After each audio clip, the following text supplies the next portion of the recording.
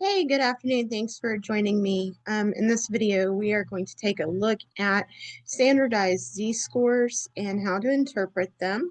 So I'm going to stop for just a second and share my screen with you. And we're going to come into an Excel data sheet that was given to us. So as you can see, this data sheet has 2021 STAR scores for grades 3 and 4 reading and grades 8 and Algebra 1 math. And these are all in one table right here, but this is pretty cumbersome. So we're looking at how it's been broken down, and Dr. Cooper was kind enough to break it down into reading scores. So here are just the reading scores. And then there are math scores, or just math. And then there's the technical digest data. And technical digest data is something that you would obtain from the TEA website. They're able to go onto their website and go to the search bar at the top and search for technical digest. And then it brings a list of technical digests that have been created for years on end. The most recent technical digest hasn't been fully released. So in order to look at z-score comparisons from last year to this year, we would have to determine z-scores for last year, and then we'll work through it with some various statistical functions. Also on this sheet, you can see where this is a picture of a normal standard distribution, otherwise known as a bell curve. Where 0 is the mean or the average. And then you can see the plus 1, 2, or 3, and the negative 1, 2, or 3 are standard deviations on either side of the mean. So here's also a chart that just kind of shows us output and what it looks like. And we're going to plot some points in just a little while. But for now, since I want to focus on the reading data, I'm going to right click this and I'm going to go to move or copy. And then I'm going to copy the reading, create a copy, and hit OK. Because just like in Dr. Cooper's video, I've done this as well, where you don't have your original data and then it becomes hard to recover or recreate when you make a mistake or you have an error. So now I have original reading, and here's reading, and we'll make this reading our working copy. So far, what I have done is I have gone in and I highlighted column before where I wanted to insert a column, and I inserted a column, as you can see right here, and renamed it 2021 STAR Reading 03 z-score, and this is where we're going to determine the z-score. So I'm going to come back for just a minute and look at this technical digest before we get going, because to determine a z-score, and you can determine a z-score for anything as long as you have a mean and a standard deviation. So having a mean and a standard deviation will allow you to determine or take a raw score and turn it into a z-score so you can more accurately compare. We don't want to turn a scale score into a z-score because the scale score has obviously been manipulated based on an equation, based on a system, based on a method determined by TEA. But this raw score data tells us exactly what we need to know. These are the number of questions correct with no manipulation from a test. So how do I get this mean and standard deviation? Well, normally you would go to the TEA website, look up the technical digest, find the year you need, and pull it from there. But we're going to go to this tab that Dr. Cooper created for us. And this is a table that was pulled from the technical digest. But we're going to come down to reading. And we're going to look at grade 3 reading. And this highlighter box is just where she has inserted a box. She removed the color fill from the box and then widened or bolded I guess the technical term used is weighted the line, so it's a more bold extenuation of what you're looking at. So if I look at the reading and the overall test, right here, I can see my mean is 21.15 and my standard deviation is 7.39. So that's where I'm coming back to the reading. And I just simply went in and put over here a mean of 21.15 and a standard deviation of 7.39, because in just a minute, when we're looking to run scores, we're going to need this data. So again, just a quick recap. Having the mean and standard deviation of a data set, you can transform any raw score into a z-score, and that's what we're going to do. Another quick backtrack is when you are in the technical digest, where you get this data from is looking at a focus area called the mean p-value and internal consistency value by reporting category and content area. So we would be looking at reporting category and content area for the entire test for grade 3 for reading. So since we don't have a mean and standard deviation for the latest data out, the 22 data, we're going to have to create that a little later down the road. But for now, let's go back to creating z-scores. So we're going to highlight this scale. And within this scale, we're going to type equals, which tells Excel that we're getting ready to use a formula of some sort. And then we're going to type NOR for normal. And then there's various functions that can be done with normal distributions and inverses and that sort of thing. But right now we're going to keep it plain and simple, normal distribution. And then you can see with this normal distribution, it's telling you that it's going to need the mean, the standard deviation, and a cumulative. So where are we going to enter this? Theoretically, you could work in this little cell, but it's much harder to maintain the accuracy. So we just click up here in this data box and you'll see again that it highlights exactly what you need. So we are going to start looking at this square right here. We are going to enter 1.15, which is the mean that we had determined over here.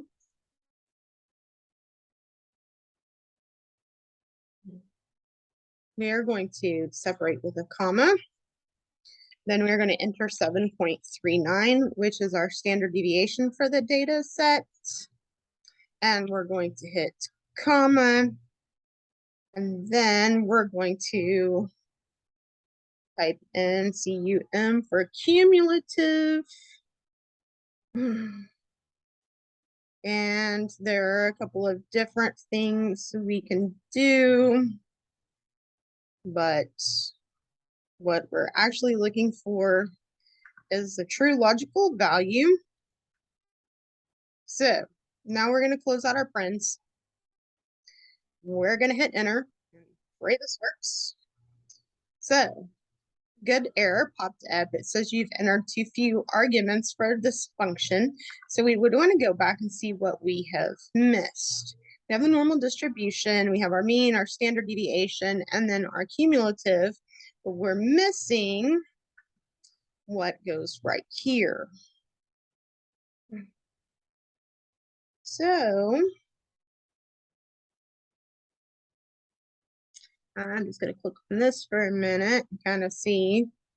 I was clicking on a cell, and that's definitely not the cell we want. We can see as we kind of trek over, it's highlighting or entering different cells. So that does tell us that we want a cell number of sorts, and I had started erasing my mean there, so we go back and insert this. So we've got to figure out where we want this cell to start. Well, this isn't going to do any good for us because this really wouldn't have any data. So we need to come to this cell, and then this little plus at the bottom right drop box. When you highlight it correctly, which seems to be a challenge for me some days of the week, when you highlight it correctly, you can drag it down.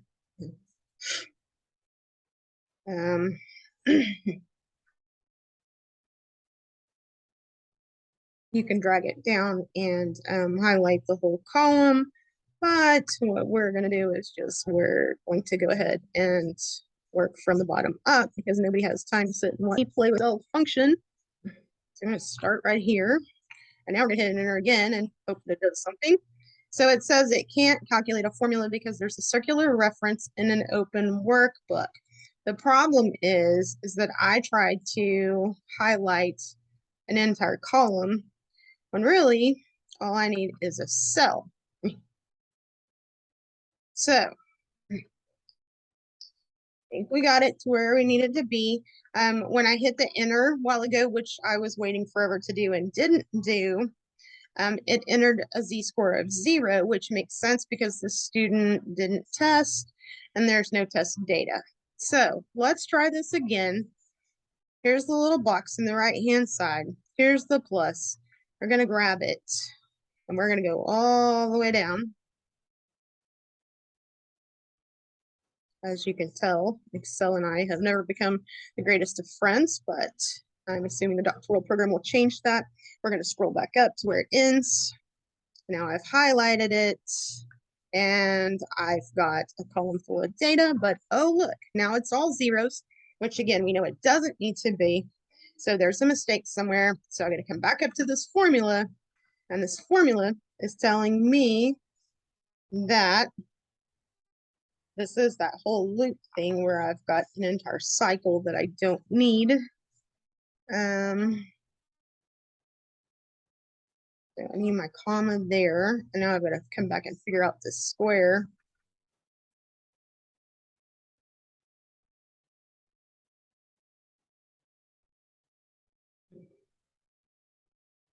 Yeah, I'm not exactly sure what it did there. So kind of looking like if I've got all these zeros, how do I get this wacky z-score number? I don't know. Of course, Excel is helpful. It tells me that I can use this control Q and analysis tool to figure out. But then you have your aha moment and you remember that this is what you needed to determine your z-score, right? You need a raw score along with the mean and the standard deviation. So I'm going to come back through here and I'm just going to delete this.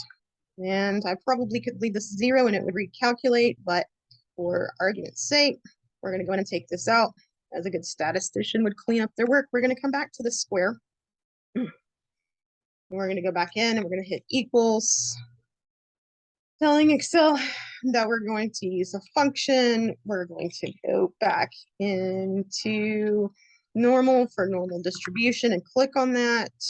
Now here's where it's telling me I need my X. I'm going to bring my X to right here to this because this is where I'm going to start looking at raw scores. Then I'm going to hit comma. Then I'm going to enter the mean, which is 21.15. Separate it with a comma. Then I'm going to enter my standard deviation, which is 7.39. You remember we got that from the technical digest. And then I'm going to hit a comma. And here you can see this is what we were looking at earlier with your cumulative scores. You can either have true or false. And we're not concerned with probability mass function at this time. So we're going to go to just a cumulative distribution function. We're going to click on that one. And now we're going to close out our paren and we're going to hit enter. And now we have what looks like a reasonable z-score. So now I can find this column in the right-hand box. I can click on it with a plus sign. I'm going to drag this all the way down. Now we're feeling better. This is the great thing I love about Excel. With a copy of the data, anything you mess up, you can go back and recreate. And the cool thing about Excel is it's just kind of foolproof, so it will recreate things for you and you can just kind of tinker it to get to where you need to be. So now we're looking at this set of z-scores. And we'll notice a couple of things. One, it's these huge, ridiculously large numbers, which we don't need or want. So we're going to decrease the decimals from, it looks like 3, 4, 5, 6, 7, 8. We're going to start decreasing because we really wanted it just 2. So now we're looking here. And I could have done this and gone about it the easy way and just highlighted the whole column initially. But before I blew anything up or created some sort of mess, I just wanted to try one cell and figure it out, make sure that's what I needed, which is a good thing about Excel. I'm going to come back down here and decrease the decimals, and I'm going to keep taking it down till I get to 2. Now this looks good. So now I've got these raw scores that I can work with. I'm liking this. This right here where it says value is because there's some sort of an issue with it. So you would want to format the scale and see what's going on, because it's looking at this like something's wrong.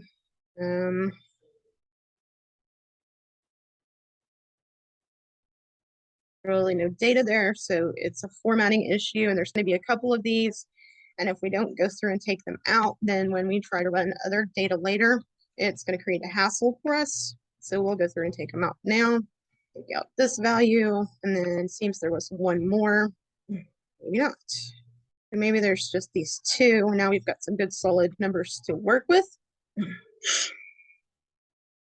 So now that we've calculated the z-scores, remember these z-scores were auto-populated when we did the little right corner box plus drag down. We addressed the format cell because there weren't any numbers there. We've gone through and adjusted to 2 decimal places as z-scores want. We're going to stop for just a second, and we're going to come back over to this technical tab, and we're going to grab this graphic. We're just going to copy it, and we're going to come back to the reading we're working with, and I'm just going to plop it right here and paste it in. I guess plop's not a technical term, but this will give us a good idea of what we want to work with. So we can take a look at these z-scores, and 0 should be right here on the average, on the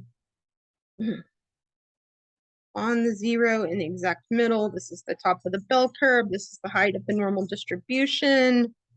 This is your mean or your average. But theoretically, that's not accurate because there was no testing data there. So we could look at some of these z-scores values, and I'm going to hope that I can do something here with a pen to annotate, because I'm not exactly sure about how to do this.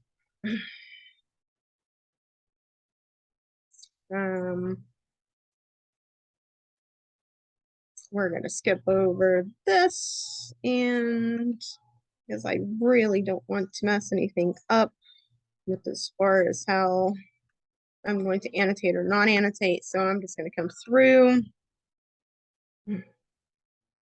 and kind of show you where some of these would look. So 0.88, there's a couple of 0.88s, and you're going to see that those would be as close to 1, pretty close to 1. That still tells us that we're within 1 standard deviation. And you'll remember that 1 standard deviation is 34%. So it's 34% on either side of the mean is normal, or what's considered normal 1 standard deviation. So we got 88, and then your 0.79 would be down here. And then if we're looking through some of the data, we've got some right here, like this one, a 0.29, and that would be closer to the 1/4 mark here. 0.33, and you can look and they're just randomly spread out. So just kind of going down the data, there's some that are at a 0.96. There's some that are at a 0.14. So if we were to come back and look at these and mark them, 0.96 would be almost to 1 standard deviation. 0.14 would be closer to the mean. But in general, that gives us a good idea of what we're looking at. And it tells us that all of these raw scores for this data set fell within one standard deviation. So the kids performed very well. Now, so that gave us our raw scores for 2021. How do we get raw scores for 2022 if we're going to measure and look at growth when the Technical Digest hasn't been released? Well, even though Technical Digest hasn't been published, a file was sent to all LEAs, so they have percentile ranks. So, as Dr. Cooper explained, you can convert a raw score to a z-score with a mean or standard deviation, or although that's the best way, you can do it just using data you have. So we're going to come right here and we're going to come to up here and relabel this, and we're going to call this 2022 STAR Reading 03 z-scores. So now we're here. Again, what do we do? Well, we're going to want to calculate z-scores for all of this stuff.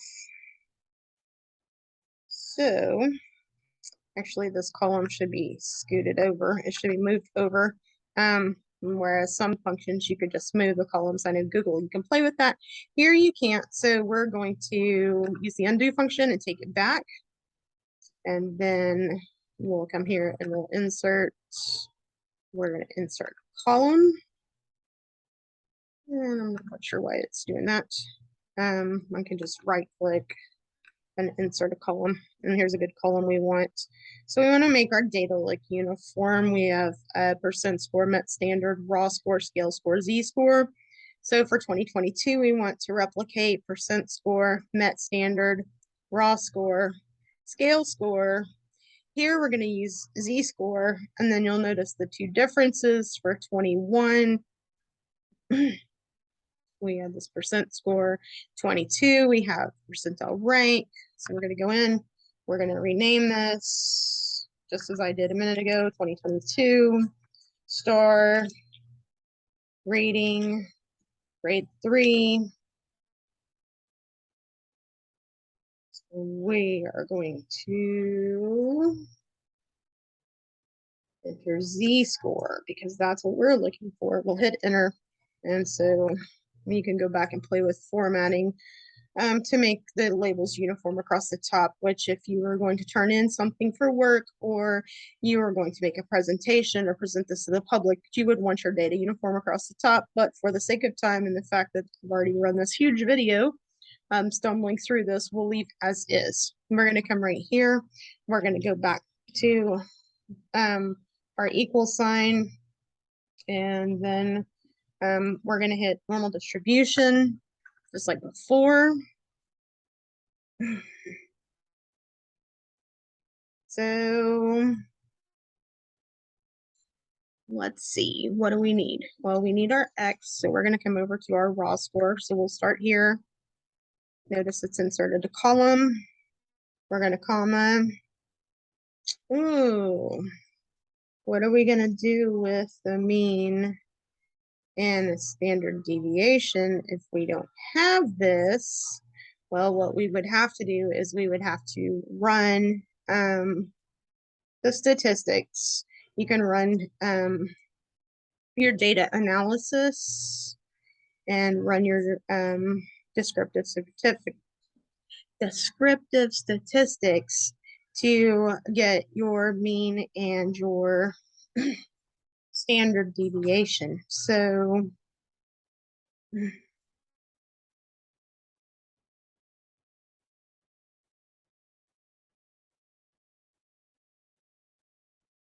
going to come through here.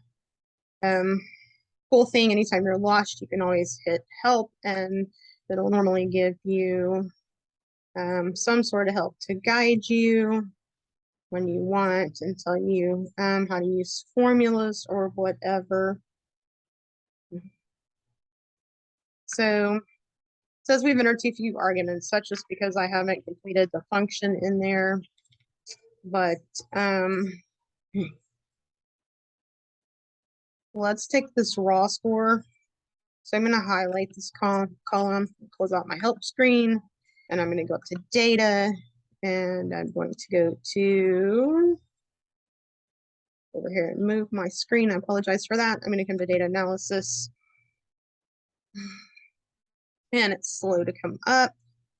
But again, there's all different kinds of things we can look for. We're going to focus on descriptive statistics so we can get the mean and standard deviation. Input range, we're going to have to start right here. And of course, we want it to go to the very bottom of our data set. Could I have highlighted the column? Yes. Would that have been easier? Yes. Would that have been smart? Yes. Would that have been a Shelley way to plow through statistics? No, absolutely not. So now we have our column range. It's grouped by a column. Oh, but here's that output range. We'll go ahead and go to any workbook. 95% confidence level. So I'm going to hit OK. It says I need to choose a statistical option. I do want labels in my first row. I come over here,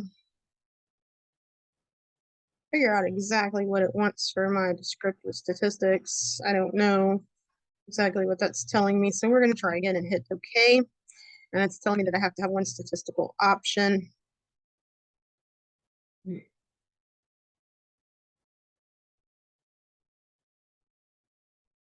So I would come through here and figure out exactly what I'm doing for my output. See descriptive statistics, histograms, t-test, z-test, regressions, random number generators. It's really cool what you can do with this stuff. Descriptive statistics is what I want, so I'm going to hit OK. I'm going to pause this video for just a minute, figure out where I need to go, and then I will be right back.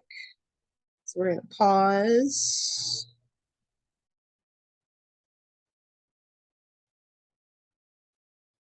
Actually, we'll just leave it running because I don't want a chance doing anything. So to try to quickly recap what we need to do, we wanted to come here.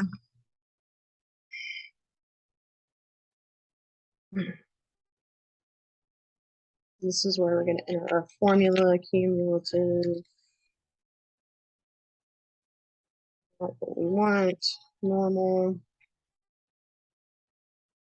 The computer is being extremely slow, which doesn't help.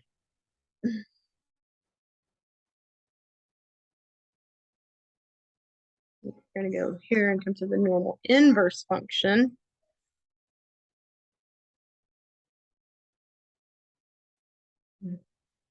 And that would ask for probability, mean, standard deviation. So that's definitely not what we want.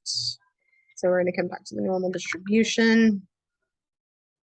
We've got this. I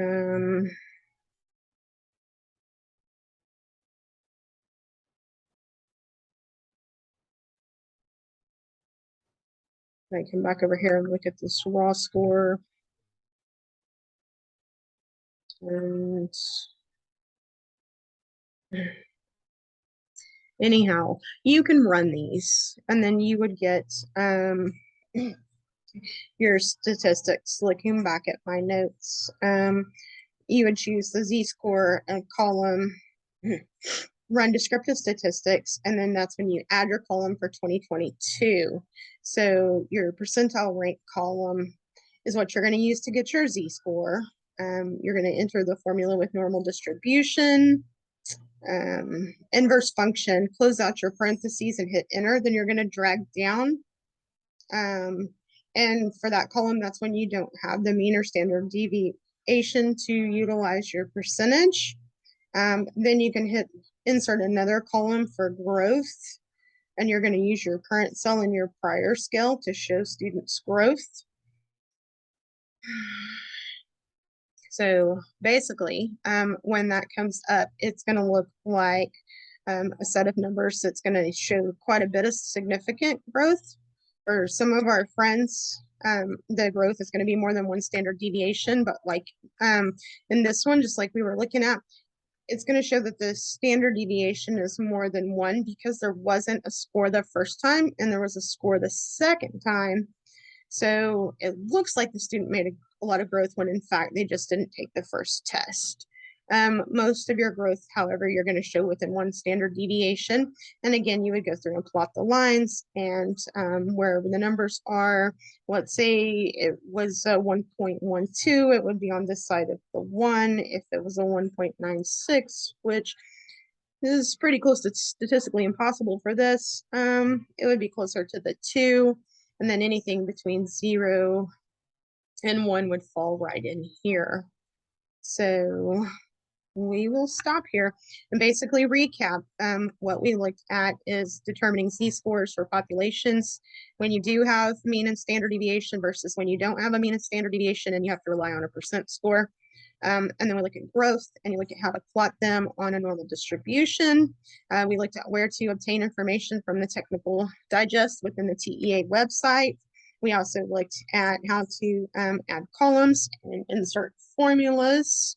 And most importantly, we created a copy of our data. So when we spoof the first one, we've got our original to go back to. I'm going to stop sharing my screen now and stop this recording. Thanks for joining.